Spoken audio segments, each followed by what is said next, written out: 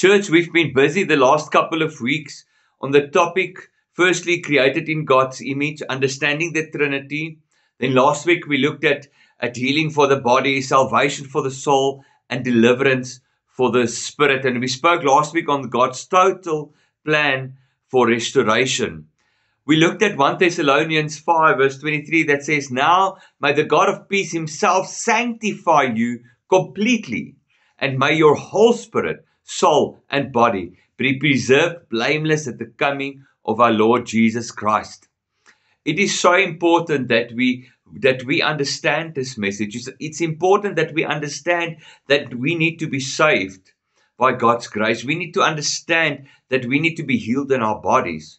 And also we need to be delivered in our spirit. So if you haven't listened to the sermon, please go and listen to it. It is quite important that we understand the sermon. We said to each other last week that salvation restores our soul and relationship with God. Healing brings wholeness to our bodies, and deliverance frees us from spiritual bondage. And church, so often in today's time and age, there's so many things that keeps us back. And the devil's strategy is to keep us bound in chains. It's his strategy to keep us back from what God intended our lives to be like. And that's the plan of the enemy. And that's why the reason it is so important that before we go into this Easter time where we remember what he did for us, that we understand what is it that he does, the salvation, the healing, the deliverance, so that in this time we can trust God to heal us, to deliver us. So this morning, my topic is sanctification of the body, soul, and spirit, and the reflection of the Trinity. In Afrikaans, it's heiligmaking van die siel, gees, en liggaam. And that's what we're going to look at this morning. And we're going to read this verse again, 1 Thessalonians 5 verse 23. And that will be our verse again today. "Now may the God of peace himself sanctify you completely, and may your whole spirit, soul, and body be preserved blameless at the coming of the Lord Jesus Christ." So what is sanctification? Sanctification is the process of being set apart for God's purposes, being made holy. It's not a one-time event, but a lifelong journey of transformation by the power of the Holy Spirit. You know, that power that we've spoken about, the dunamis power of God that works in us because of the Spirit of God that's present in us. That power is what sanctifies us. And we need to be made holy. Because God says in his word, in Matthew, he says, "Be holy, for I am holy." He wants us to be holy. We are called to holiness, you and I. And we learned already in the last 3 weeks that a human being are in a triune nature, Trinity, and consists of the body, the soul, and the spirit. And just to remind us again, our body, our physical being, is how we react to the material world. That's this feeling, the smelling, the sight, everything. That is the body. The soul is our mind, our emotions, and will, the seat of our personality. That's it. So that thinking, that what's going on in your mind, the feelings, the emotions, that's your soul. And then the spirit is the deepest part of us that connects directly to God. And that image, the very, very nature of God as the Trinity. See, God the Father, Yahweh, or Elohim, he's the source of life, representing the soul, the will, the wisdom, and the love. That's why in James it's written, if anyone needs wisdom, let him pray it from God. Then God the Son, Jesus Christ, who took on a body and lived among us, and did the ultimate sacrifice for us, Jesus Christ. And then God the Holy Spirit, Ruach HaKodesh, who regenerates and sanctifies our spirit. And we're going to learn about that this morning, is how they also form part of the sanctification process as the Trinity. To be fully sanctified, we must yield all three parts, body, soul, and spirit, to God's transforming work.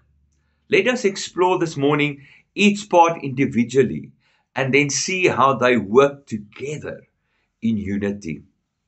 So firstly, we're going to look at sanctification in the body. Romans 12 verse 1 to 2 says, I beseech you therefore, brethren, by the mercies of God, that you present your bodies a living sacrifice, holy, acceptable to God, which is your reasonable service. And do not be conformed to this world, but be transformed by the renewing of your mind, that you may prove what is good and acceptable and perfect will of God. So why does the body need sanctification? The body is where sin manifests. See, Romans 6 verse 12 to 13 says, therefore do not let sin reign in your mortal body, that you should obey in its lust, and do not present your members as instruments of unrighteousness to sin, but present yourself to God as being alive from the dead, and your members as instruments of righteousness to God. See, our bodies need sanctification because we are born in sin. And the day that I accept Jesus Christ into my life, I'm no longer a sinner, but I still have a sinful nature. And that's why our bodies need sanctification, needs that process of heiligmaking, sanctification. That's why our bodies need it, because we were once in sin. We are still in this world, although we are not we're not from this world, but we are in this world. And that's why we need to sanctify our bodies. Our actions, our habits, and physical desires must be submitted to God. The world seeks to corrupt, the enemy seeks to corrupt our body. And that's why we are called to purity in our body.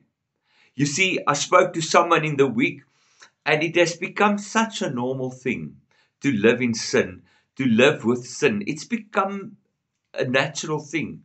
There's so many young people that don't even understand about staying pure for your marriage. There's people that don't understand it because it's not part of their education and their upbringing. For them, it's okay. You see, 1 Corinthians 6 verse 19 to 20 says, or do you not know that your body is a temple of the Holy Spirit who is in you, whom you have from God, and you are not your own? For you were bought at a price. Therefore glorify God in your body and in your spirit, which are God's. You see, church, our body and our spirit belongs to God. When we accept Jesus into our lives, we surrender our lives to Him, and our bodies no longer belongs to us, but belongs to God. It's His temple. And I remember from Sunday school that song, do you know you're a temple? Do you know you're a temple? Let us remember today that we are a temple, that our bodies needs to stay clean. And what is it today that we make our bodies dirty and unpurified? We need to purify our bodies. We need to bring our bodies into subjection. Like Paul wrote in 1 Corinthians 9 verse 27, but I discipline my body and bring it into subjection, lest when I have preached to others, I myself should become disqualified.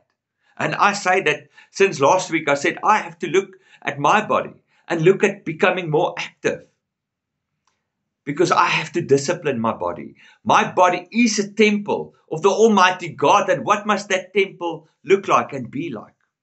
See, how does God sanctify the body? Firstly, through discipline and self-control. That's how our body gets sanctified, is if we have discipline and self-control. Secondly, by treating our bodies as the temple for the Holy Spirit. Family, if I tell you this morning that your body, your physical body, is a temple of the Holy Spirit, what is it that you and I have to stop doing and maybe do more of or do less of or stop completely because it's damaging our body, the temple of the Holy Spirit? The third point is by offering our bodies for righteousness instead of sin. Romans 6 verse 13 says, And do not present your members as instruments of unrighteousness to sin, but present yourselves to God as being alive from the dead, and your members as instruments of righteousness to God. You see, family, when we live in the world, people see our physical bodies. People see what we look like. People see the physical habits that we have. They look at the things that you and I do. And according to that, they measure you. They measure God. Because you see, we represent God to people. We have to be Jesus to people. And if we don't sanctify our body and this body of ours, we might let someone else stumble. There might be something that you and I do that someone else see that make them stumble. How many people stay away from church because of something that that minister maybe did, or that pastor did, or that dominee did, or that chairperson did? People look at us because we are children of God. And that's the reason why we need to sanctify our bodies. That's why God is calling us to sanctification in our bodies. So what's the connection here to Jesus Christ the Son? See, Jesus sanctified the human body by taking on flesh. So Jesus became flesh. In John 1 verse 14 says, and the word Jesus became flesh and dwelt amongst us. And we beheld his glory, the glory as of the only begotten of the Father, full of grace and truth. Second point connecting, he bore our sins in his body. His body, as we did in communion earlier, his body was broken for our sins and our transgressions. 1 Peter verse 2, verse 24, who himself bore our sins in his own body on the tree, that we, having died to sins, might live for righteousness, by whose stripes you were healed. His lashes made us, healed us. Through his resurrection, our bodies are destined for glory. Philippians 3 verse 21 says, who will transform your lowly body, that it may be conformed to his glorious body, according to the working by which he is able even to subdue all things to himself. The question here, Philippians 3 verse 21, who will transform your lowly body? Why? That it may be conformed to his glorious body. You see, we have to sanctify our bodies. We have to look at our bodies, look at our habits, look at the things we physically do. And how can we represent God in our physical bodies? And what is there that you and I have to change or stop doing, or maybe get some exercise in, or whatever it might be what the Spirit speaks to you this morning about. We need to get that done because we need to sanctify our bodies for his glory, not for our glory. So let us look this morning at what there is. Let us avoid, first of all, immorality. We avoid substance abuse, gluttony, laziness, anything that can harm the body. We have to stop. We have to sanctify our bodies. And we need to use our body for God's glory through service, worship, and healthy living. Secondly, we look at sanctification of the soul. Romans 12 verse 2 says, do not be conformed to this world, but be transformed by the renewing of your mind, that you may prove what is good and acceptable and perfect will of God. Remember, our soul is our thinking, our minds, our emotions, our choices. The mind must be renewed. The emotions must be purified. Our will must be surrendered to God. So how do we renew our minds? How do we purify our emotions? How do we surrender to God? Why does the soul need sanctification even? Because our thoughts are naturally sinful. Remember, we were born in sin. We were born by the flesh. And that made us in a sinful nature. So our thinking, a lot of the times, are still in that of a sinner, in a sinful nature. And I said earlier, when we accept Jesus Christ, we are no longer sinners, but we have a sinful nature. Jeremiah 17 verse 9 says, the heart is deceitful above all things and desperately wicked. Our emotions can be deceptive. Proverbs 14 verse 12 says, there is a way that seems right to a man, but its end is the way of death. So things might seem right to us, but it's because our emotions are deceptive.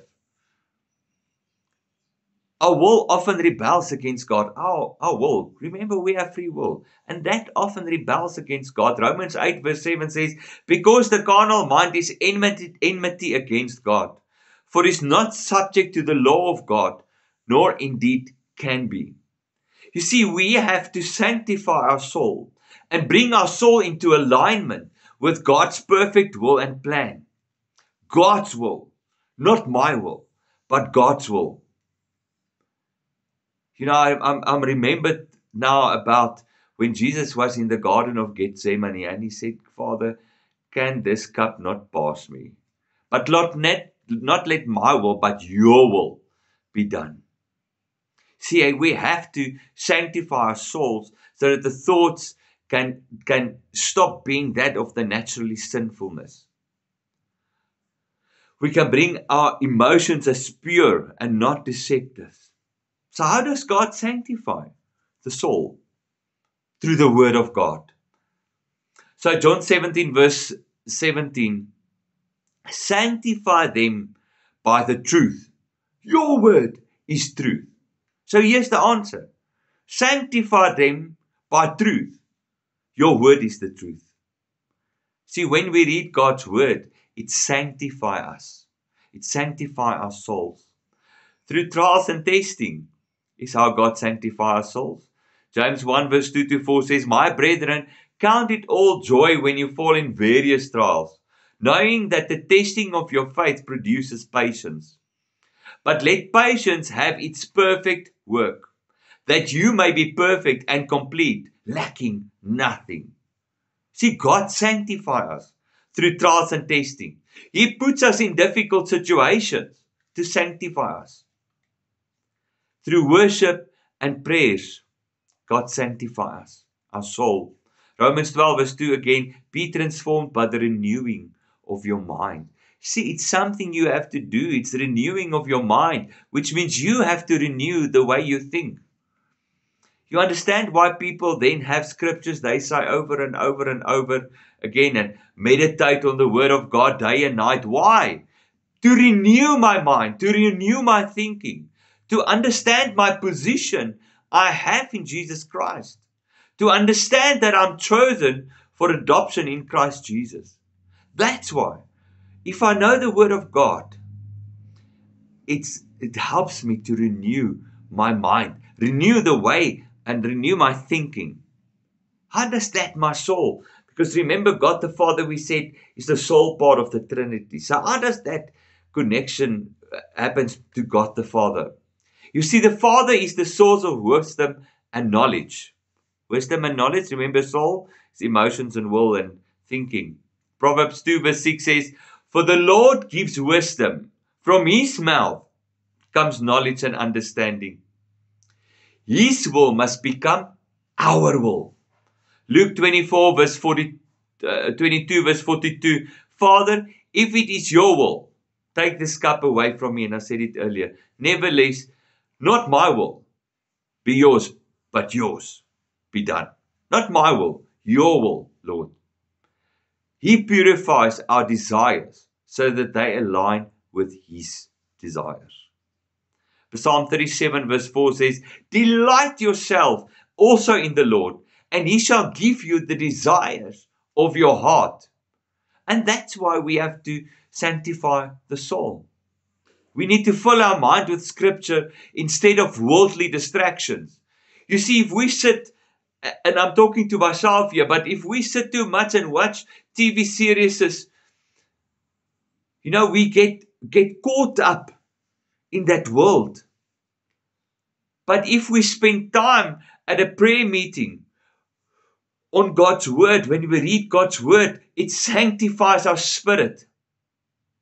We need to submit our emotions to God. And we must not be ruled by fear, anger, or lust. We need to daily surrender our choices to God's will. Every single day we have to say, Lord, I surrender to you and to your perfect plan and your perfect will. The third thing is the sanctification of the Spirit. John 3 verse 5 to 6, Jesus answered, most assuredly I say to you, unless one is born of water and the Spirit, he cannot enter the kingdom of God. That which is born of the flesh is flesh, and that which is born of the Spirit is spirit. So what is the Spirit? We said it's the deepest part of a person that connects to God. Without Christ, the Spirit is dead, dormant. Ephesians 2 verse 1 says, you and you he made alive, who were dead in trespasses and sins. The Holy Spirit revives, renews, and sanctifies the Spirit. Isn't that good news? Titus 3 verse 5, not by the works of righteousness which we have done, but according to his mercy, he saved us through the washing of regeneration and renewing of the Holy Spirit. The Holy Spirit renews our spirit. Why does the Spirit need sanctification? Because before salvation, our spirit was dead. The flesh and the Spirit are at war. That's the second point why the Spirit needs sanctification. The Word of God says to us in Galatians 5 verse 17, for the flesh lusts against the Spirit, and the Spirit against the flesh. And these are contrary to one another, so that you do not do the things that you wish. You see, the Spirit wants to do the right thing, and the flesh wants to do sinful because it's the nature of the flesh. A pure spirit leads to intimacy of God. Matthew 5 verse 8, blessed are the pure in heart, for they shall see God. You see, Paul wrote about it quite a number of times where he said that I sacrifice my flesh.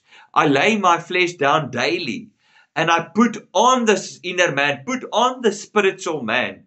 Because it's the spirit man that's connected to God. It's the spirit man that's got the knowledge of the word. It's the spirit man that wants to live the will of God, not our flesh.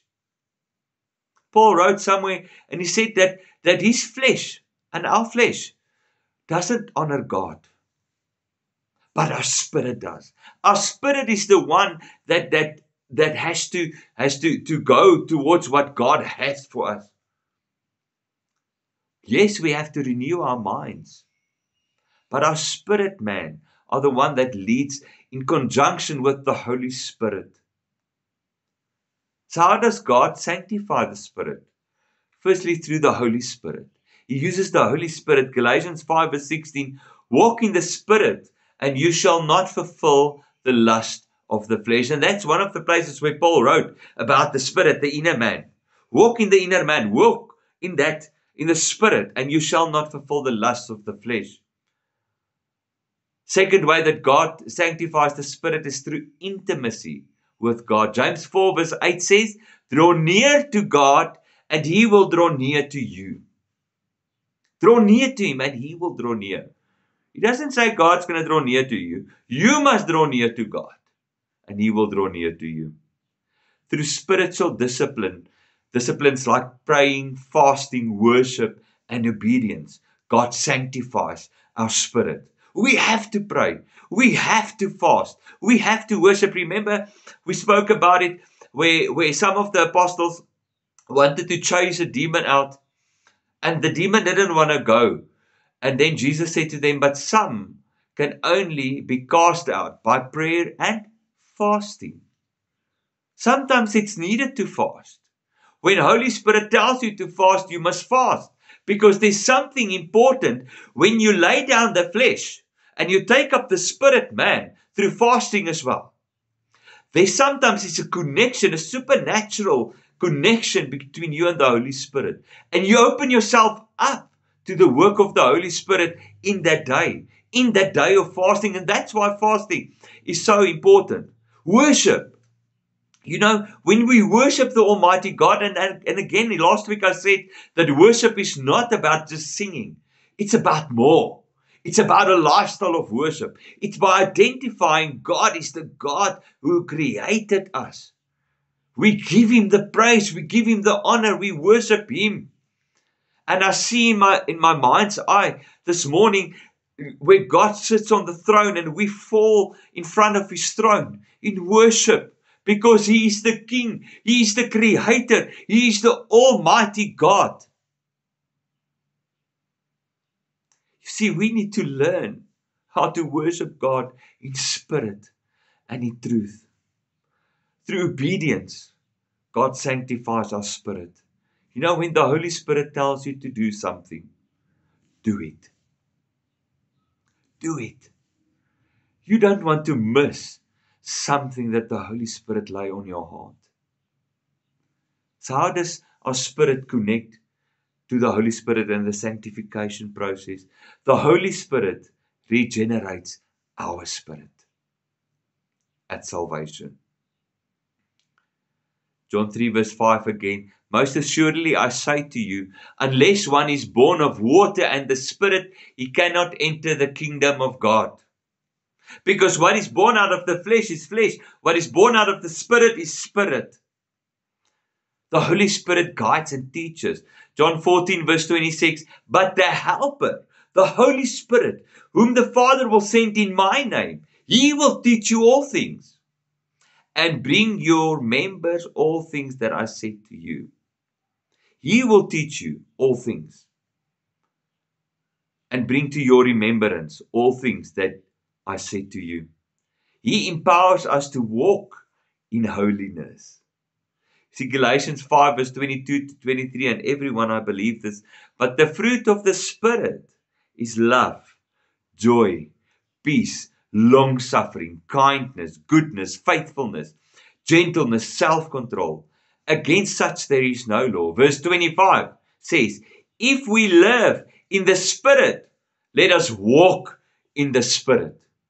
See, the Holy Spirit, we need to walk with the Holy Spirit. Our spirit man walks in a journey with the Holy Spirit. And we've talked a lot about the Holy Spirit in the last couple of weeks. We need to build that relationship with Holy Spirit in our spirit man. Because that helps us to be sanctified in our spirits. So how do we practically do it? We cultivate daily intimacy with God through prayer and fasting. I'm not saying we must fast every day, but it's a principle. Daily prayer, daily word of God reading. Be sensitive to the Holy Spirit's voice and the conviction.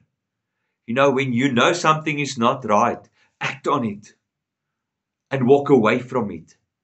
If you sit here this morning and there's something in your life that the Holy Spirit is pointing out to you this morning, that you must walk away. Or stop doing that. Holy Spirit talks to us this morning about things that we have to stop doing in our flesh. Things that we have to stop doing in our souls, in our spirit. And things we must do more of. We need to spend time with Him. We need to yield to the Holy Spirit's leading in every area in our life. We need to give everything. My last point this morning, sanctification as a unified whole. See, God desires us to be sanctified completely.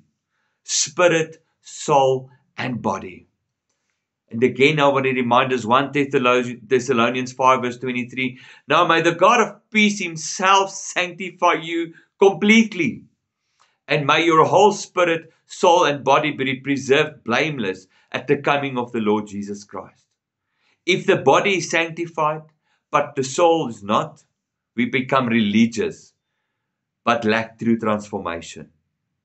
If our soul is sanctified, but not our body, we may have good intentions, but we fall into sin. If the spirit is sanctified, but the body or the soul not, we lack discipline and wisdom. You see, the Trinity and our sanctification. The Father wills our sanctification. The Son purchased our sanctification. The Holy Spirit empowers our sanctification. You see, there's a call this morning to surrender. And my question to you this morning, are you allowing God to sanctify every part of your life? Are you honoring God through your body? Are you renewing your mind and surrendering your emotions? Are you cultivating a deep relationship with the Holy Spirit? Let us pray for God to sanctify us completely, making us a reflection of His holiness in body, soul, and spirit. Amen. Let us pray. Holy Spirit, thank you for your word this morning. And we pray, Holy Spirit, that you will come and speak to our spirits, that you will come and speak into us about the things that we have to change, the effort that we have to make in our flesh, in our physical body, how we must renew our minds, how we have to change the way we think, and how we must surrender our flesh and stand up as spiritual man, which is connected to Holy Spirit. And Holy Spirit, we pray that you will guide us, that you will heal us, that you will take us by the hand. And we thank you for the fruit of the Spirit, that through that can be reflecting in our lives.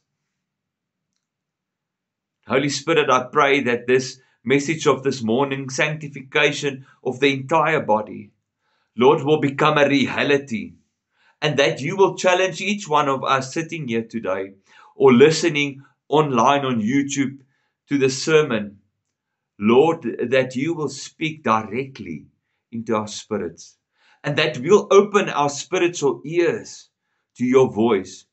Holy Spirit, we want to cancel out every noise of this world. And the only thing that we want to hear, Holy Spirit, is your voice talking to us. Holy Spirit, cancel everything out this morning, and we want to focus on your voice. And help us, Holy Spirit, and teach us in a day-to-day manner on how to sanctify our whole being. And I thank you for that this morning. Lord, take the word and make it living in us this morning. In the mighty name of Jesus, I pray. Amen.